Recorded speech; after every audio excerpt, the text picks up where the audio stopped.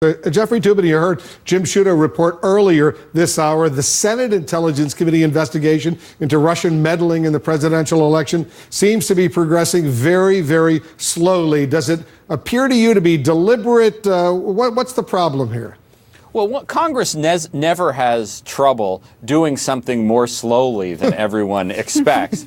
But it is also true that, as I understand it, there are no full-time investigators. It is that Senator Burr, the chairman, appears to be in no hurry to start subpoenaing documents. And remember, this is still a Senate that is run by Republicans who are in no great hurry or with no great enthusiasm pursuing President Trump. That's why so many people think there should be an independent investigation, because there is necessarily partisanship involved. All of a sudden, Chris, the House Intelligence Committee investigation seems to be moving more deliberately than the Senate Intelligence. They've got May 2nd, they've got a whole bunch of hearings scheduled. It doesn't take much. I mean, Jeff is exactly right about the pace of Congress.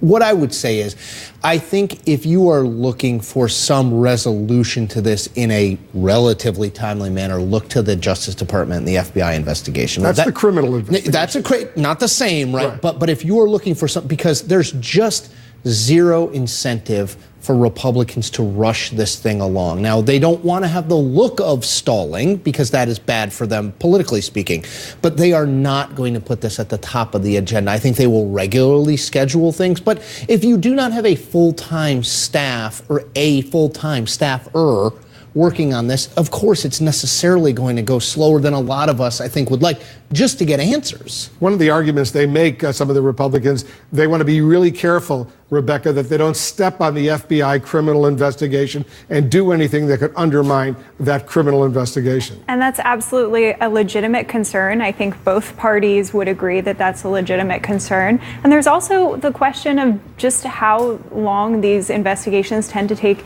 in general when you're looking at a Senate investigation. I mean, you look at the CIA torture investigation that they pursued a few years ago, and that took years to compile that report, hundreds of pages worth of conclusions that they found. And so you could expect something similar for something of this breadth, of this scope. We're talking about an international counterintelligence sort of investigation. It's not easy for any Senate panel to do. You think, Jeffrey, there's any chance there will be this 9/11 type independent outside investigation that really takes charge? No. Do you have another question? No, I mean, it's just, Mitch McConnell is not going to agree to this. This is something that, the political heat is off for the moment. You don't have Democrats talking about it every day. You don't have us in the news talking about it every day. And the only reason Mitch McConnell would do that was if there was just irresistible political pressure, because he obviously doesn't want to. And so now it's, what happens, Jeffrey, if the FBI and the Justice Department issue a series of indictments and they seek to go after some of these players, some of these individuals in court? Would that put enough pressure for an independent investigation from the Congress, a 9/11 type commission, to go forward?